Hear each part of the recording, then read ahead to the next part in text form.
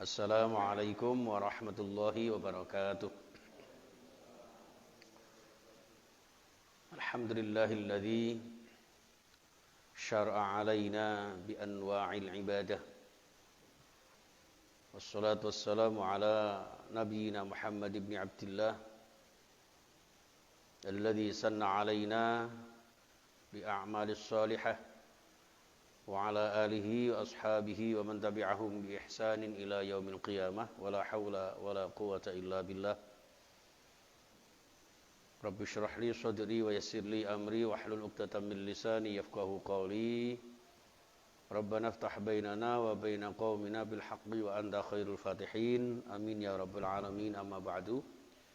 Dumateng para alim, para ulama, para sepuh bini sepuh yang saya muliakan. Wabil khusus Takmir Masjid At-Taqwa Manuan Rejo Surabaya dan seluruh hadirin jamaah Bapak Ibu yang dipun muliakan Allah Subhanahu wa taala, juga para pemirsa dimanapun antum berada. Pertama-tama bersyukur kehadirat Allah Subhanahu wa taala. Sejenak kita lupakan, kita kesampingkan ya, hiruk pikuknya politik beberapa waktu lalu ya Pak ya. Dan juga lupakan dulu sementara untuk happy endingnya ya Pak ya, yang dulu katanya berjuang berdarah-darah ternyata begini dan begitu.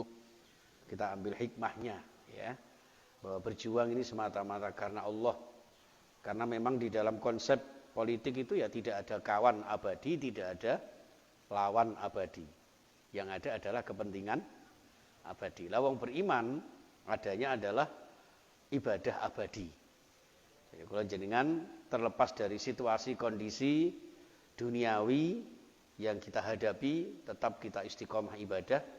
Mudah-mudahan senantiasa oleh Allah Subhanahu wa taala diberikan sehat walafiat dan diterima ibadah kita, dikabulkan doa-doa kita, dimudahkan segala urusan kita dan barokah dunia akhirat kita. Amin ya rabbal alamin. Jamaah sekalian rahimakumullah, salawat beserta salam kita haturkan kepada Nabi Agung Muhammad sallallahu alaihi wasallam. Dan kita lanjutkan kajian Al-Hikam kita, jamaah sekalian, di maqalah Al-Hikmah yang ke-9 ya. Bismillahirrahmanirrahim. Tanawwa'at ajnasul a'mali li tanawwu'i waridatil ahwali.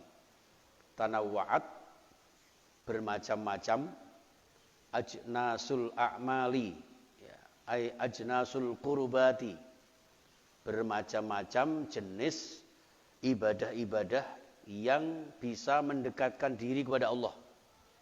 Jadi konsep ibadah itu harus mendekatkan diri kepada Allah ya. Jadi yang namanya ibadah menghambakan diri kepada Allah itu happy endingnya adalah taqarrub ilallah. Niku pun intine niku mawon. Nah, terus di sini li tanawu'i waridatil ahwal, karena bermacam-macamnya penyebab-penyebab situasi dan kondisi. Segampangane ngoten. Terus ibadah itu kecil maupun besar, cepat maupun lambat, terang-terangan maupun samar-samar, itu bagaimanapun terpengaruh dengan situasi dan kondisi diri kita, situasi dan kondisi hati dan perasaan kita. Makanya kadang-kadang ngapunten ada orang membaca Al-Quran dengan perasaan yang begitu an-nadem ya, penyesalan terhadap dosa-dosa kita misalnya. Setelah membaca ayat-ayat tentang istighfar, tentang taubat, tentang azab, kemudian menangis. Ada juga seperti kebiasaan Sayyidina Umar bin Khattab ya, ketika membaca ayat-ayat Allah Subhanahu wa taala terkait dengan surga, begitu gembiranya beliau dengan tersenyum. Tapi sebaliknya ketika membaca ayat-ayat tentang azab Allah, sejadi-jadinya beliau menangis. Ya, jadi tidak semua kemudian kita tanggapi bacaan Quran itu dengan khair, thayyib, itu tidak. Ya, Bismillahirrahmanirrahim. Allah thayyib, thayyib gitu ya. Itu masih mending, tapi kalau adzabun alim, jangan dijawab thayyib, thayyib Pak. Wong sing sayang amat pedih kok bagus-bagus. Naudzubillah min dzalik. Ini jamaah sekalian rahimakumullah, maka bermacam-macamnya ibadah itu. Nah, terkait ini jamaah sekalian, maka ibadah itu ya anwa'ul ibadah, ya, bermacam-macam ibadah itu ada bermacam-macam dari segi ta'arufnya, ada segi ta'rifnya, bermacam-macam definisi makna ibadah itu sendiri. Di antaranya adalah merendahkan diri, tawadhu, takhadhu, ya, tadarru ilallah. Nah, tadarru ini pertama dimaknai dengan at-ta'ah, ya, haqqut ta'ah. Jadi taat yang sesungguh-sungguhnya dengan melaksanakan perintah-perintah Allah melalui risalah yang dibawa Rasulullah sallallahu alaihi wasallam. Jadi ibadah yang kula jenengan lakukan ini tidak sekedar melaksanakan ibadah ini, tapi benar-benar sesuai dengan ajaran Rasulullah. Ya, jangan sampai dicampur adukkan dengan ajaran yang lain, Pak. Jangan sampai dicampur adukkan dengan ajaran yang lain. Apalagi kalau kemudian dengan alasan toleransi harus membaca adzan di tempat ibadah yang lain. Seandainya saya tokoh agama yang itu, saya akan protes itu. Karena tidak sesuai dengan keyakinan mereka. Ya kan? Asyhadu alla ilaha illallah. Saya bersaksi tiada Tuhan selain Allah. Padahal mereka punya trinitas. Apa gak rancu itu, Pak? Ya kan? Kemudian ada lagu yang kemudian digemakan oleh mereka, lalu ditabui dengan rebana yang identik dengan musik Islami. Ini namanya toleransi yang tidak pada tempatnya. Ya, toleransi yang tidak sesuai dengan makna toleransi itu sendiri, jamaah sekalian. Dan ini nggak tahu sengaja atau tidak, ini kok sepertinya digemakan gitu loh. Ya, ini ngapunten. Jadi supaya kita mencerdaskan diri kita, mencerdaskan saudara-saudara kita bahwa kita menghormati agama lain. Ya, haram hukumnya kita merusak mereka, kita mengganggu ibadah mereka. Kita sudah punya prinsip lakum dinukum waliyati. Itu sudah jelas itu. Makanya asbabun nuzulnya al-kafirin itu kan ketika Rasulullah diajak berunding kan itu ya. Diajak kompromi sama orang-orang kafir, Abu Jahal, Abu Lahab dan abu-abu yang lain itu kan. Itu bahwa wis tomat Muhammad timbangi soro-soro, seminggu aku nyembah Tuhanmu, sampean kok seminggu nyembah Tuhanku. Gitu. Maka turun kul ya ayyuhal kafirun. Itu jelas sebetulnya. Lah kalau kemudian direka-reka sedemikian rupa ya, Allahu Akbar ya. Ini ngapunten, yang namanya ibadah itu dalam konsep Islam adalah tawadhu, tadarru ya, ala risalati rasulih.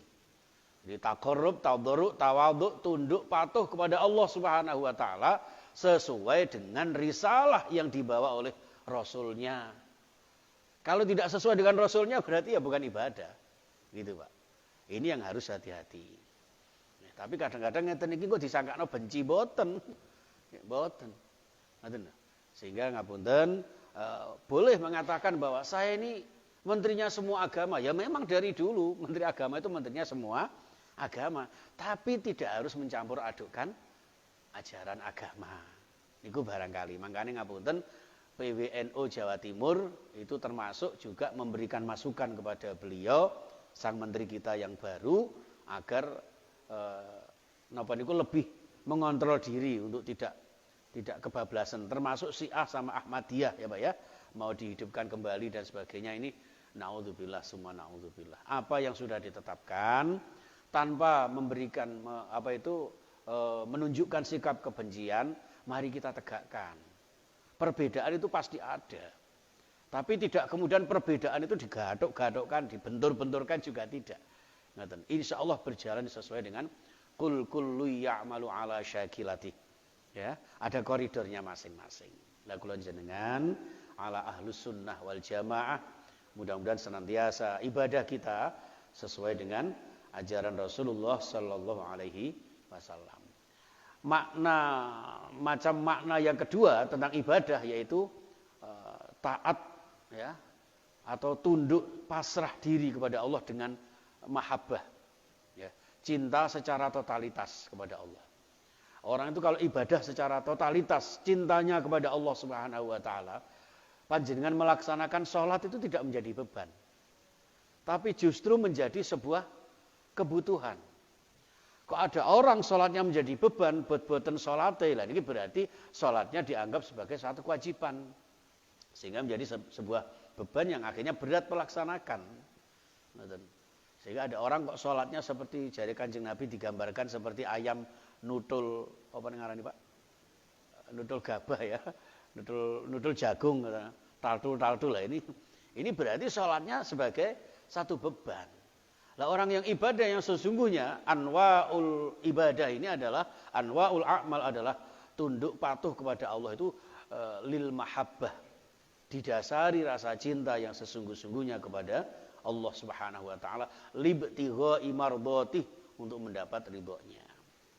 Yang ketiga, macam makna ibadah yang sesungguhnya itu adalah bahwa pelaksanaan ibadah itu harus mencakup segala hal yang berdasarkan aturan Allah dan dicontohkan Rasulullah Sallallahu Alaihi Wasallam. Di luar itu berarti ya bukan ibadah. Lah ini kok ada ubur rampinya menyangkut khilafiyah, ya, monggo itu khilafiyah. Sekali lagi itu pendapat para ulama, kita tidak fanatik dalam satu golongan, tapi menghargai mereka dalam perbedaan. Bagaimanapun juga kita kembalikan ibadah ini dengan ibadah cara Rasulullah Sallallahu Alaihi Wasallam. Maka di dalam memaknai haqqa tuqati itu jamaah sekalian, itu adalah dengan cara salimul akidah, sahihul ibadah. Akidah yang salimah, akidah yang benar-benar lurus, yang jauh dari kemusyrikan. Dicampur adukkan itu tidak. Juga sahihul ibadah, ibadah yang sahih yang benar-benar sesuai dengan dasar yang ada, tidak mengada-ada. Ini tanawu'il a'mal, konsep ibadah dalam segi ta'arufnya atau ta'rifnya. Sehingga di sini dalam pelaksanaannya harus menyangkut qaulan wa fi'lan wa syu'uran wa a'malan zahiran wa batinan. Ya, ibadah itu harus menyangkut ibadah qauliyah, ya, ibadah fi'liyah, ibadah qalbiyah, ya, bahkan ada ibadah maliyah di situ, Pak. Oke, di sini. Maka macam-macam ibadah itu dalam konteks pendapat para ulama itu, Pak, ya. Itu bermacam-macam. Kalau dari konteks ibadahnya menurut pendapat para ulama ahli tauhid, ulama ahlul kalam, yaitu tauhiduhu wa ta'zimuhu bitawadhu'i wa tadzalluli. Menurut ahli ilmu kalam, ilmu tauhid, itu mereka mendefinisikan ibadah itu adalah mengesakan Allah, Pak. Ya, mentunggalkan Allah. Jadi tidak boleh ada tandingan Allah Subhanahu wa taala. Itu yang disebut dengan salimul akidah itu. Oke. Jadi di sini tauhidu wa ta'zimuhu, dan mengagungkan Allah.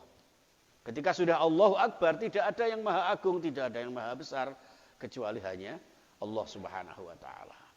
Sehingga wajar, Pak, kalau jenengan ketika menghadapi bahwa dulu yang saya bela mati-matian ternyata jeketek balik nganu misalnya gitu ya.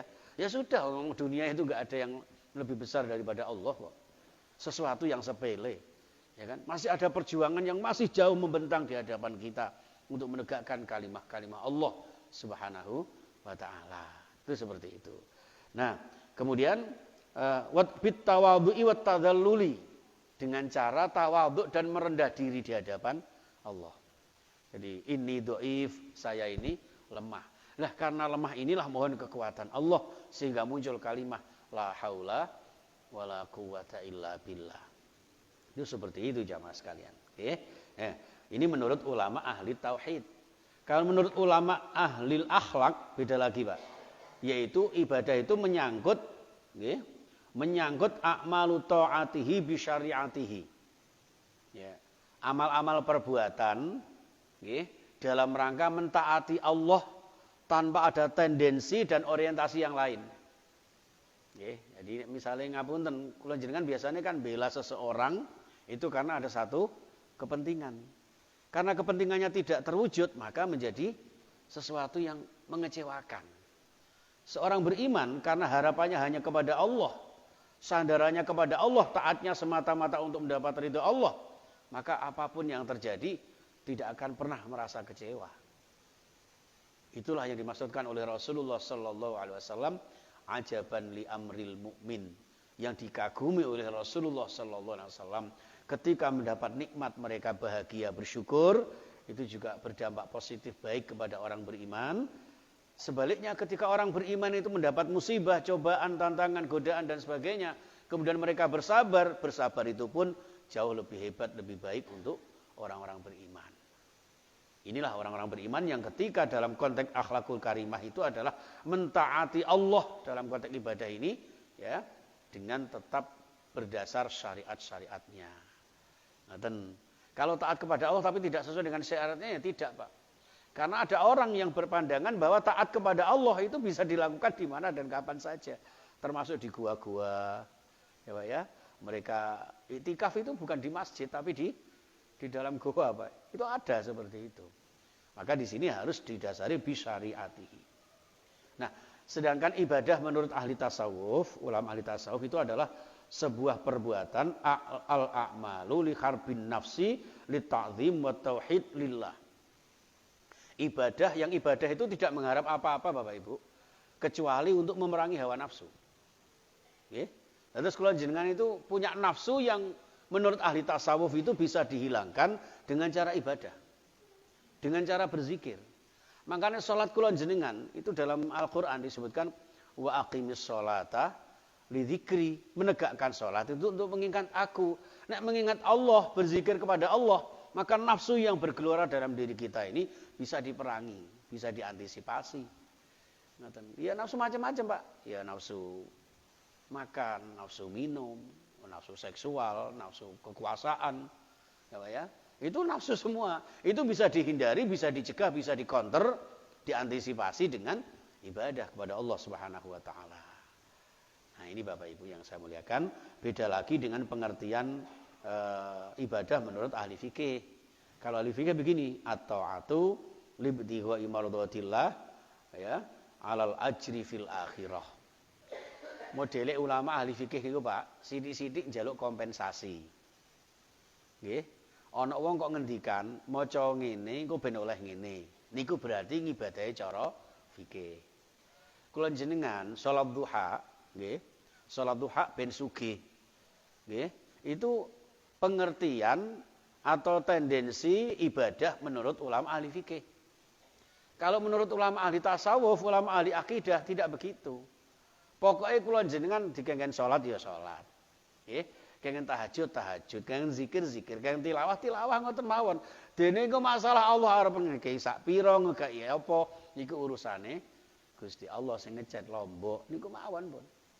Ibaratnya wis to pasrah karo Lombok. Lombok niku kan mboten nate njaluk napa-napa to, Pak. Asale ijo dadi abang. Asale apa iku rada kuning ngono kok apa ya, coklat, macam-macam ngoten niku. Nah, kula jenengan nggih ngoten, itu bentuk kepasrahan orang yang hakikatnya untuk belajar tasawuf di situ.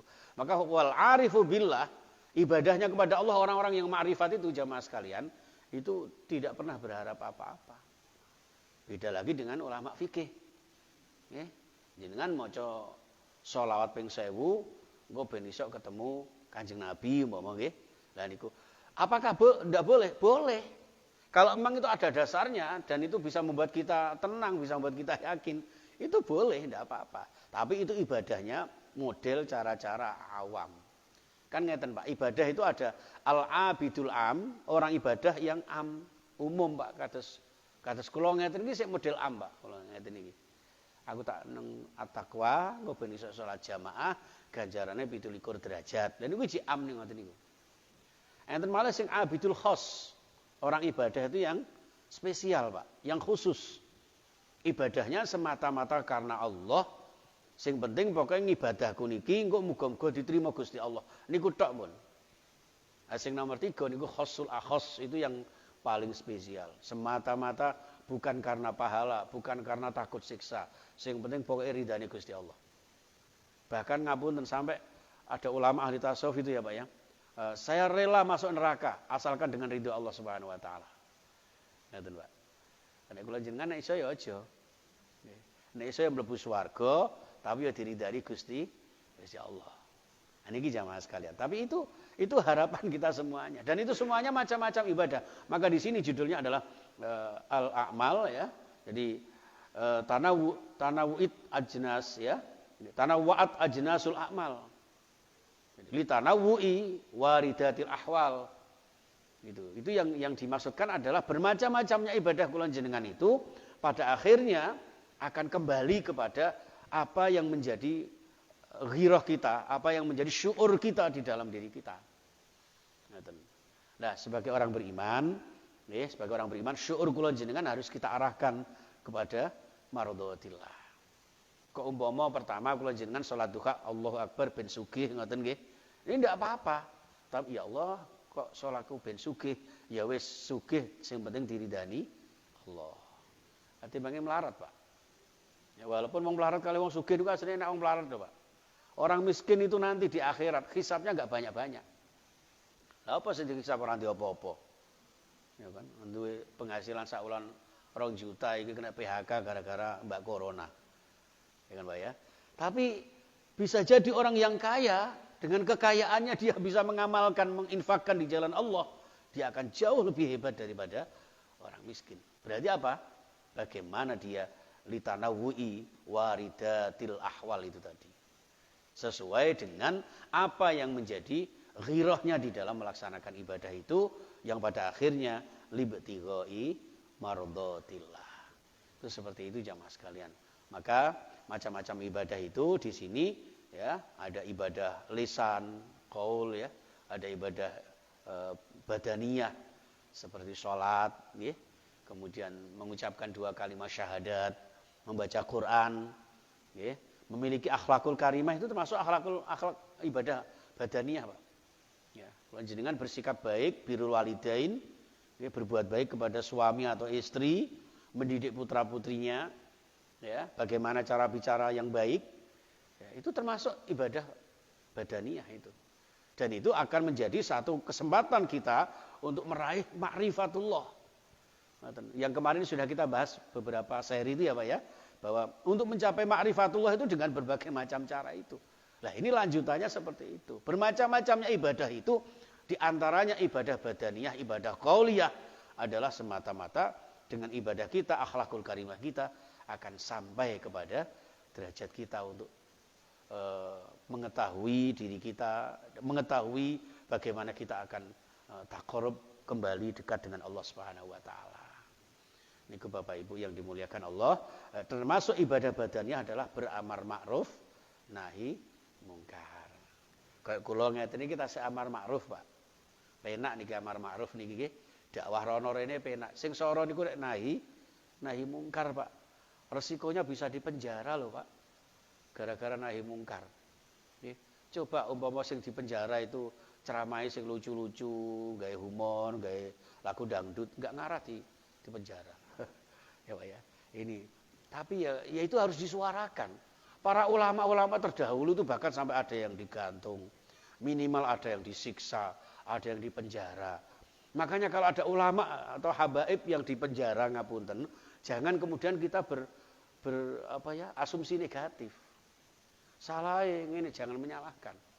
Meskipun kula jenengan ngapunten tidak seide ya, cara dakwah beliau misalnya, tapi tidak kemudian kita membenci beliau. Terlepas dari kontroversi orang itu mimpi ketemu Nabi beneran apa tidak, itu sudah urusannya dia. Wong sing ahli tasawuf niku Pak gampang husnudzon daripada suudzon. Ada satu makalah itu Pak, ya. Sebelum kita suudzon sekali, itu kita harus husnudzon 70 kali, Pak. Ya. Ngapunten, Bapak sinten asmanipun, Pak? Pak Solihin nggih. Umpama saya mau 1 kali suudzon sama Pak Solihin gara-gara enggak rawuh teng Masjid At-Taqwa umpama. Itu saya harus pertama 70 kali harus husnudzon dulu. Iya Pak Solihin kok enggak rawuh nang At-Taqwa ya. Ini jangan sampai paling males ini, jangan. Sebelum kata-kata muncul dalam hati kula jenengan wah males ini, itu harus husnudzon dulu. Oh paling beliaunya ini capek. Tadi malam hari lembur, lah kan saya tuh.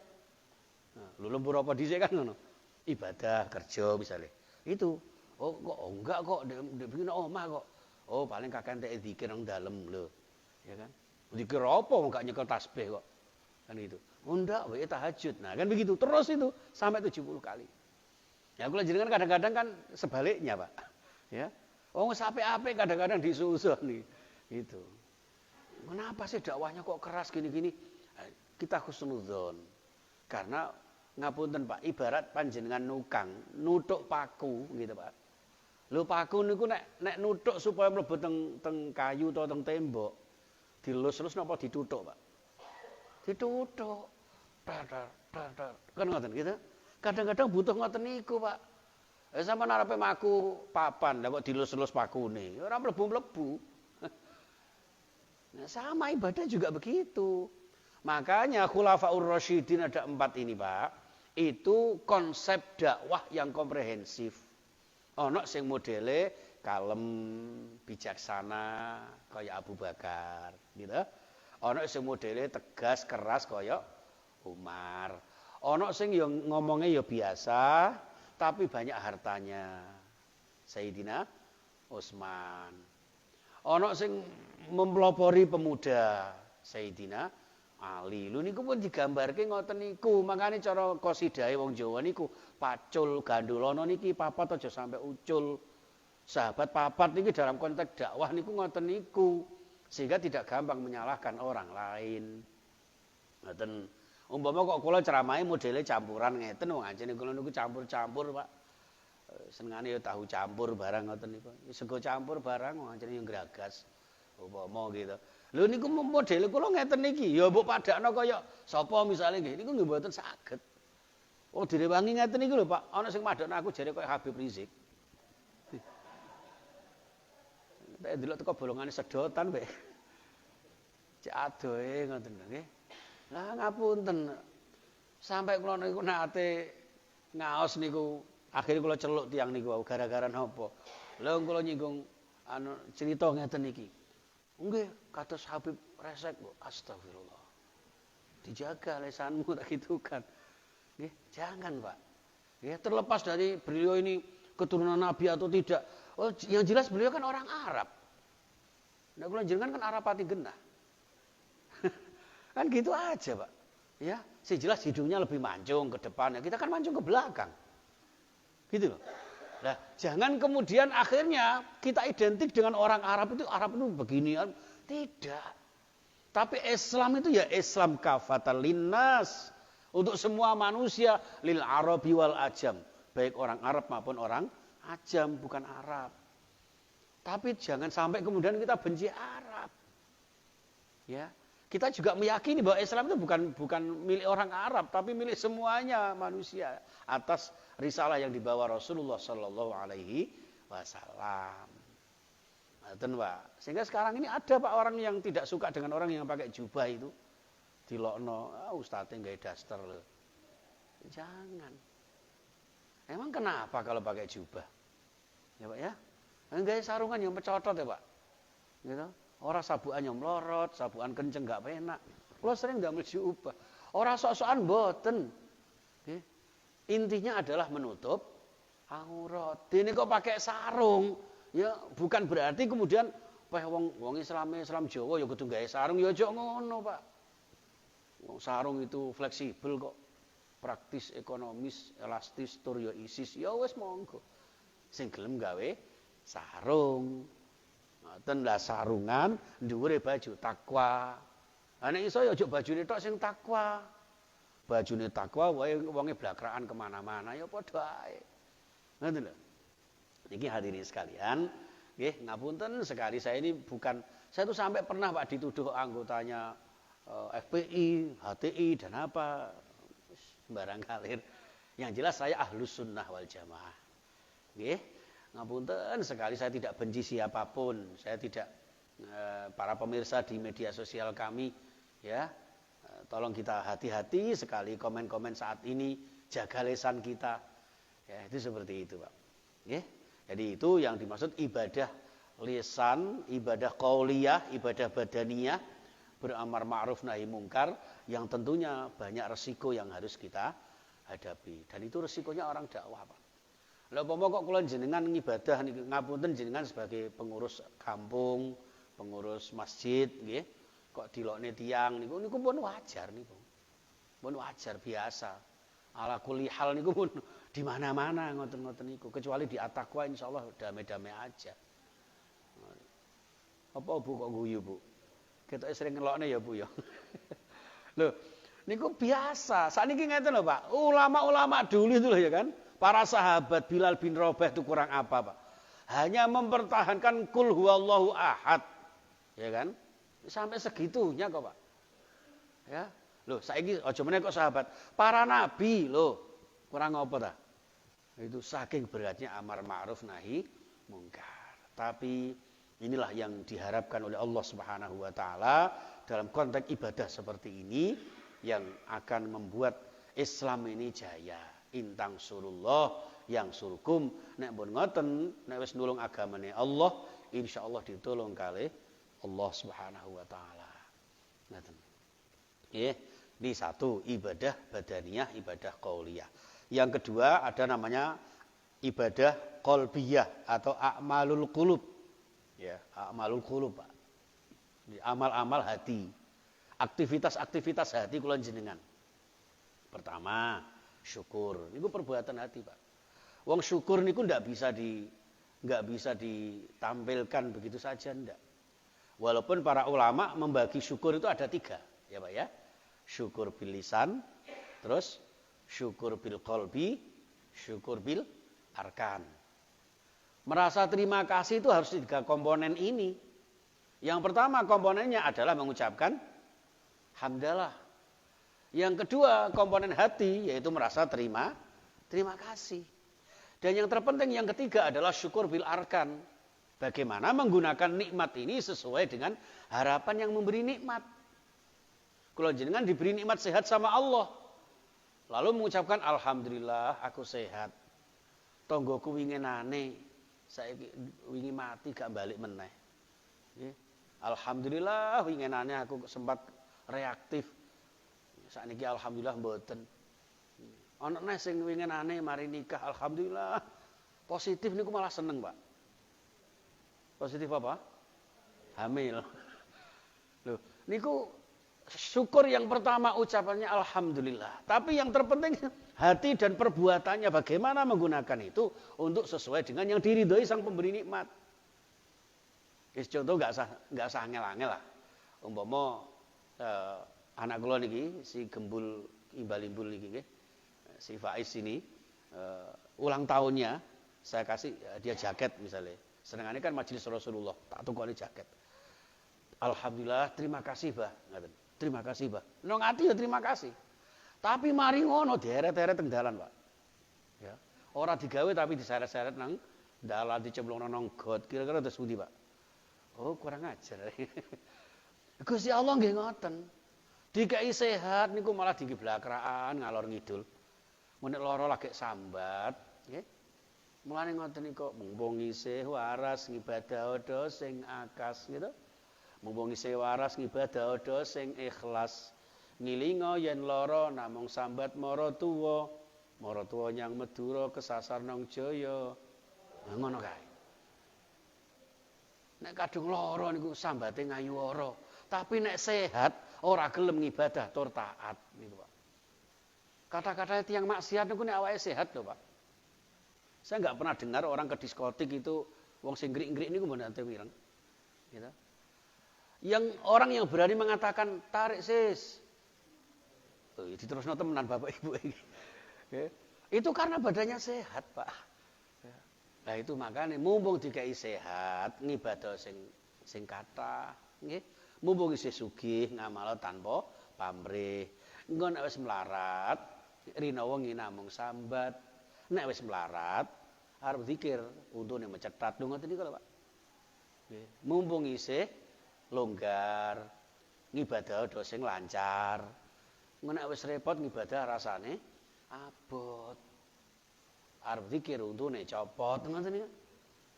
Nah niku gampangane ihtanim khamsan qabla khamsin niku nek diterjemahane ngoten niku. Lah engko nek sing terakhir mumpung isih urip ngibadah do sing tertib. Ngilinga yen mati ora bakal iso bali.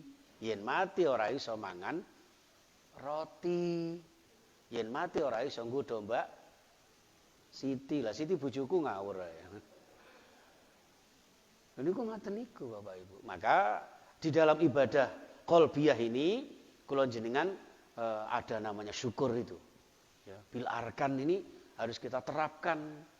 Dikai sehat, ngibadah tur taat. Dikai harta berlipat, ya ayo sedekah sing semangat. Apa sehat malah sedekah emoh. Poso rasa-rasa.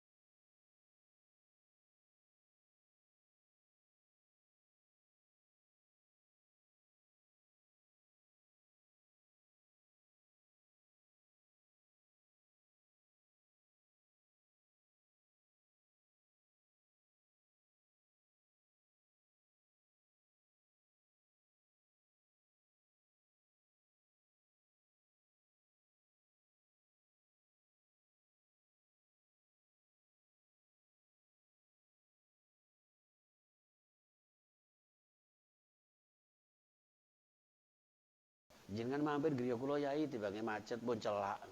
Wingi nembe telepon kula. Nggih, winginane niku, wingi dalu sedo. Tasik 6 ya kanca kuliah Pak. Wong model kula kita tasik 6 ngene gitu. Nggih Bu nggih. Nggih cek 6. Jare bojoku. Lho niku ngoten niku Pak, ngapunten. Makane syukur sabar niki apalagi ditambah dengan ikhlas. Ya Pak ya. Saya ada kitab Salasun wa salasuna min a'malil qulub. 33 amal ibadah yang terkait dengan hati. Ini nek dibahas nang kene gak mari-mari. Padahal wis jam 5 kurang. Nipun nggih. Niku mawon. Jadi a'malul qulub, sabar, syukur, ikhlas, terus napa? Inabah ya, merasa menyesal perbuatan kula jenengan yang penuh dengan kemaksiatan, kemudian bertaubat, bertawakal, qanaah ya. Nrimo ing pandum niku perbuatan hati. Semuanya itu adalah napa? Tanawwa'at ajnasul a'mal, bermacam-macamnya amal-amal ibadah dalam kehidupan kula jenengan. Nggih, yang terakhir termasuk macam-macam ibadah adalah ibadah maliyah terkait dengan harta benda kula jenengan. Ya, ini ya enggak main-main, Pak. Nek ngibadah nafsu ngoten ibadah awak dhewe kula jenengan rawuh teng masjid gampang. Tapi biasanya sing angel neh niku nek ngamal ibadah kontak dengan harta benda. Soalnya modele wong Islam niku kadang iman tapi eman. Ya. Wong merasa iman tapi eman. Sing situk 50.000, sing kiwa 5.000. Ngoten niku sing mlebu kotak iku insyaallah ya sing. Nah, kita pengalaman iki. Sing 50 kanggo teng pundi? Kangge teng warung. Niku jenenge wong iman tapi eman. Itu. Ini hadirin sekalian, maka ada di dalam ayat yang lain banyak sekali Bapak Ibu, termasuk surah At-Taubah ayat 41, ingfiru khifafan wasiqalan wajahidu bi amwalikum wa anfusikum fi sabilillah. Ingfiru khifafan niku maksudnya ngeten, bergegaslah kalian. Segeralah berdakwah kalian, segeralah ngaji kalian semua. Khifafan wasiqalan, baik dalam keadaan ringan maupun berat. Keadaan happy maupun dalam keadaan sumpek. Dalam keadaan sugih maupun melarat. Niku kongkonane ngoten. Terus ditambah wajahidu bi amwalikum wa anfusikum. Wong jihad niku ternyata amwalnya didahulukan sama Allah. Ini menunjukkan bahwa ibadah dengan harta benda itu berat, Pak. Enggak mudah apalagi situasi pandemi. Ya, aku arepe sedekah ngene, lah sesuk aku mangan apa? Padahal wis yakin Allah niku menjamin rezeki kula jenengan. Ya. Dan dengan sedekah panjenengan insya Allah justru akan meringankan dan segera menghilangkan virus corona dan segala macam cobaan. Ya, dengan banyak hadis yang menyebutkan dengan sedekah itu bisa menyembuhkan segala macam penyakit. Jadi kalau jenengan gerah, jenengan sakit, ya doa, ya usaha. Usahanya itu termasuk ibadah maliyah itu. Mengeluarkan sedekah, ya bismillah, niat golek tombo, muga-muga lorone lunga. Aja jeneng abang jeneng putih, Bu. Aku loro, paling kena sawan teko perapatan Manukan. Dibandai jeneng abang, jeneng putih, sing jeneng abang ben nyimpang, jeneng putih ben minggrih ngono. Akhire sing wareg putune. Mbae tetep loro. Oh cicik loro, juga kembang, akhirnya tuku kembang setaman. Makanya kembangnya rusak kabeh gara-gara kembang niku. Mangkane ngapunten, monggo dikembalikan diri kita wajahidu bi amwalikum wa anfusikum fi sabilillah. Demikian juga di dalam surah Al-Hujurat ayat 15, ya.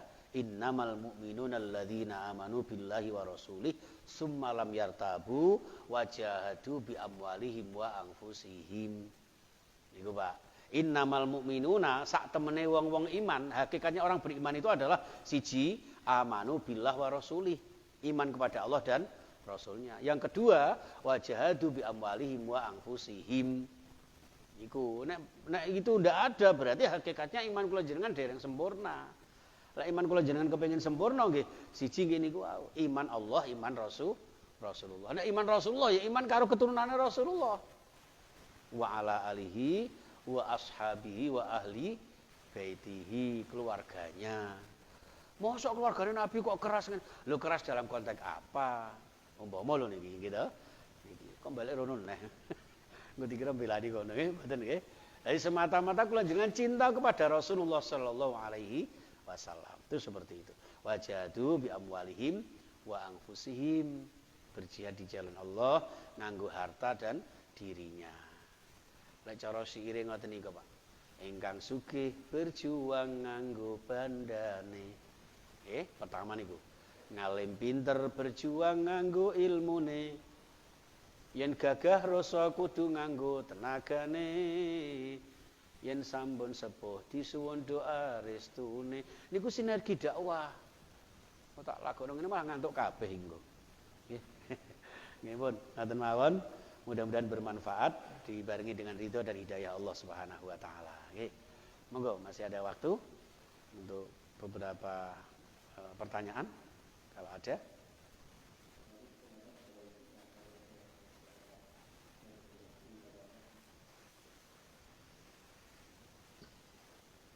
Monggo. Ibu-ibu barangkali ada yang mau ditanyakan, Ibu? Mboten nggih. Sebabnya sarapannya sudah disiapkan di depan pintu ini apa ya. Nggih, demikian mudah-mudahan bermanfaat. Kita akhiri dengan berdoa kepada Allah Subhanahu wa taala. Ya Allah, mudah-mudahan kehadiran panjenengan di rumah Allah ini menjadi wasilah, ya, menjadi wasilah doa-doa kula jenengan mustajabah. Amin ya rabbal alamin. Bismillahirrahmanirrahim. Allahumma shalli wa sallim wa barik ala Muhammad wa ala alihi wa sahbihi ajma'in. Alhamdulillahi rabbil alamin. Hamdan yuwafi ni'amahu wa yukafi mazidah. Ya Rabbana lakal hamdu kama yanbaghi li jalali wajhika wa 'azimi sultanik.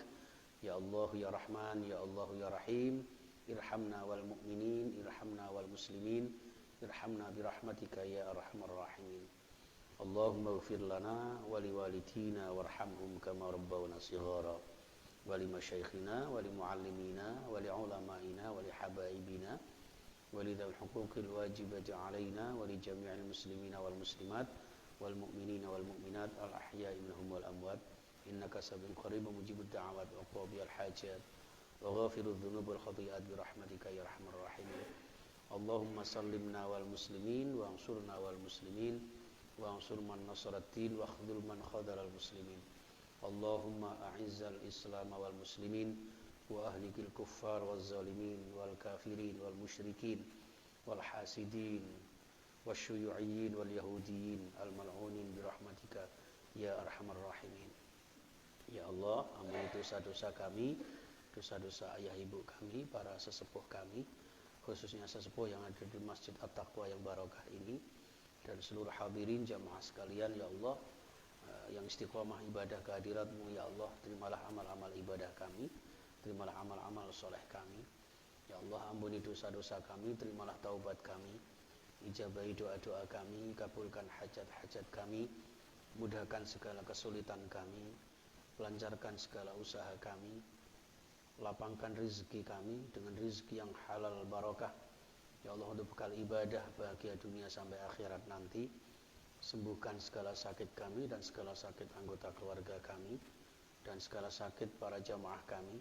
Ya Allah, seluruh jamaah taqwa khususnya dan seluruh pemirsa yang mungkin sedang dalam keadaan masalah, ya Allah, bantu kami menyelesaikan masalah-masalah kami.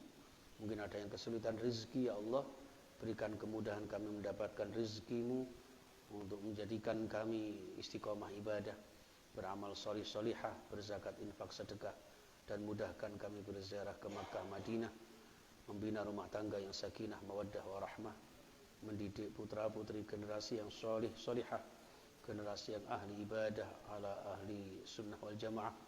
Ya Allah, mengikuti jejak sunnah Rasulullah sallallahu alaihi wasallam. Ya Allah, hidup yang sekali ini hidup yang mulia istiqomah, suatu saat